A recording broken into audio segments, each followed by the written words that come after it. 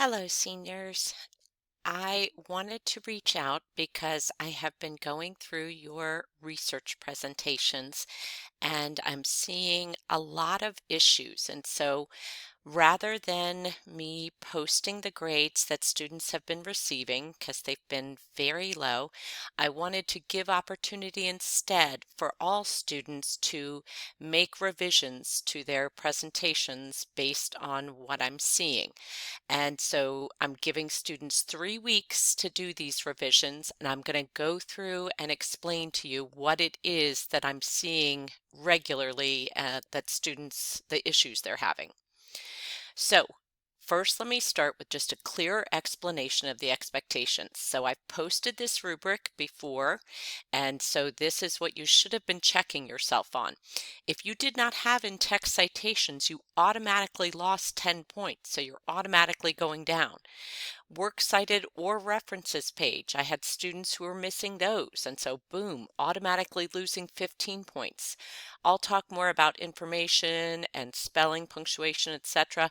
But then again, on the last two, I had students who did not even log into Parlay discussion, and so they automatically lost 15 points. So what I'm seeing is that half or more of my students are nearly failing this, and this is a major grade. So stick with me and I'll give you opportunity to revise, but listen to what I have to say on these things so you don't make the mistakes again. Okay, for the first one, in-text citation.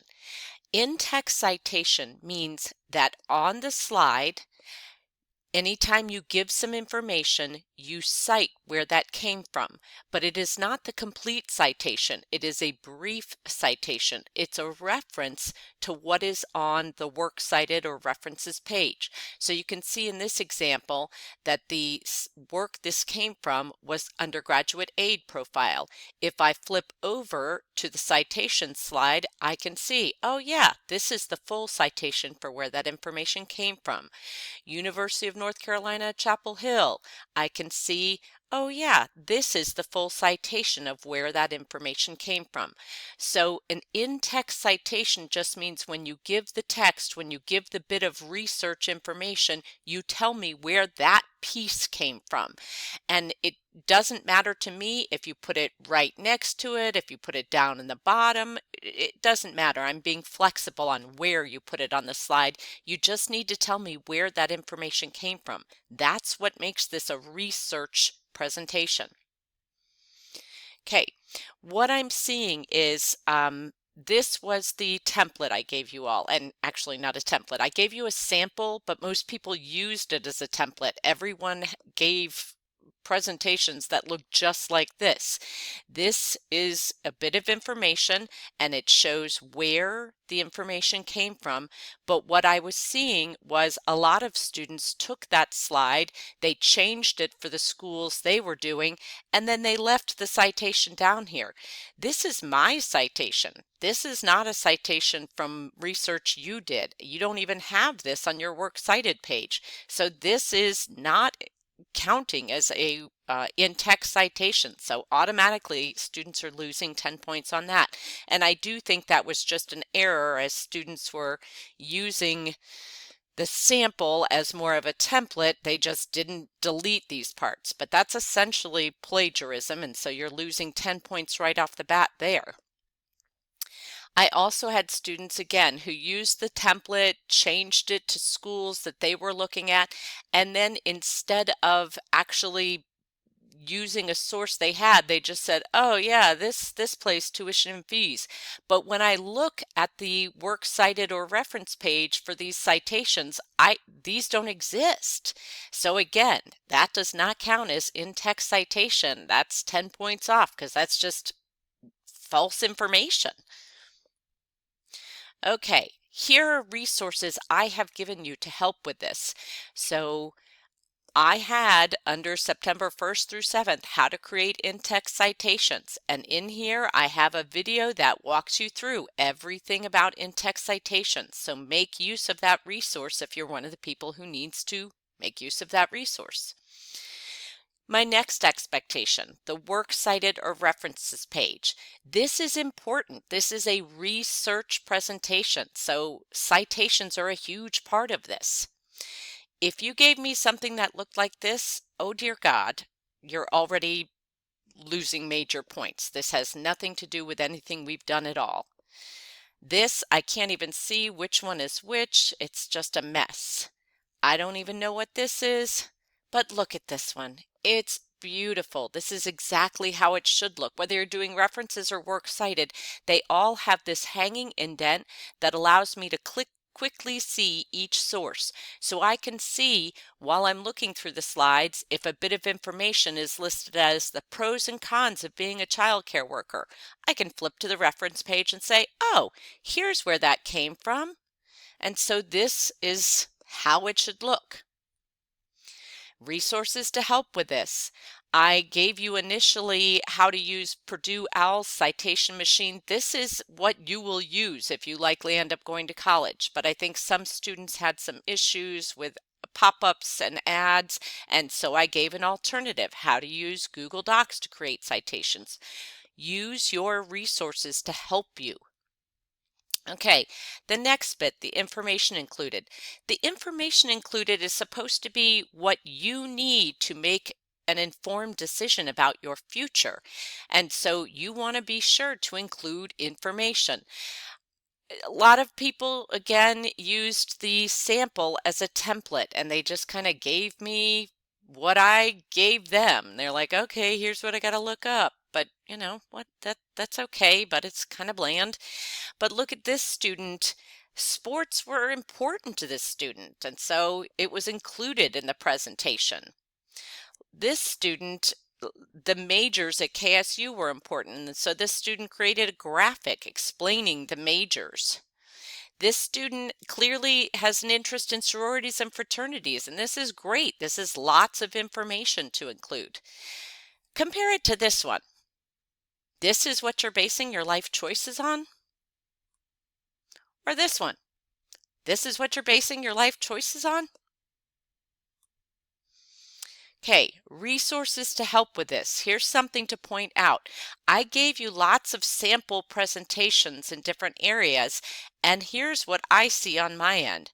How many students haven't even looked at the options I gave you to look at? So go look at what is included as information and then personalize it for you. Okay, the next one is a quick one. If you are horrible at spelling, punctuation, usage conventions, if you know this about yourself, if English is not your first language and you struggle, just accept that you won't get all 10 points for this. But if you're just hurrying through and making foolish decisions, that's on you, and try to fix it. So here's an example. Should I attend Harvard and Yale? If I see a small letter I when you're talking about yourself, I'm not sure you should be graduating from high school if you don't know when to use a capital I. In reference to yourself, it's always capitalized. Side note, Harvard and Yale would definitely both be capitalized, and if you didn't, you're not getting into either one of them. Extra random space here. This should be a question mark, so pay attention to the details. They do matter. Again, if you struggle and English is not your first language, or you just have difficulties in general with things, run it through. If you look at something in your presentation, most of the time it underlines things. It gives you little red lines if you're not using the right one. This is a collage, is a collection of pictures and images. College with an E is a whole different thing. Okay, resources to help with this. You know your resources to help with this. You have so many places to go for help. And finally, posting your link to the Parlay discussion. I thought that I had made this very clear, but I don't think students understood that if you didn't do this, you were losing 15 points. So in our Google Classroom, I had written submit your slides presentation here into Parlay, and then I also needed it into a Dropbox because that's how I was going to be able to grade them.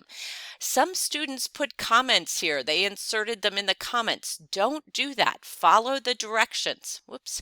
So if you look, I gave you a link to where to submit it with Parlay Ideas. Then I gave you how to change permissions and making sure that you changed permissions so people could see yours. This is what you see in Parlay. It explains to you that you need to make sure you change the permissions. It reminds you of the entire rubric and what you're being graded for. Then when you look at the students, you should see their links. You can see that there were 5 comments on this one, 5 comments on this one. So you need to be sure that you post your own. That was 5 points. And then you respond to 2 peers. And the responses did not have to be anything incredible. They could have been like, wow, I didn't know that about UGA. That's good information. Or I didn't know you were interested in going to that school. I am too. They were just comments, like viewing somebody else's so that you could share information. Okay, resources to help with these whole revisions. That's me. I'm here to help you during your online class, so come see me during your online class. If you're not sure or if you can't come during your on class, here are the times I'm available. Periods 1, period 2, period 4, period 6. I am available all of these times. I am not available periods 3, 5, or 7. I have live classes here and meetings here. I am not available during advisement or flex, so don't come and see me then. That is not a good time. 1, 2, 4, and 6. These are the times I am available. Please come see me for help as you work through these revisions. Hope this helps.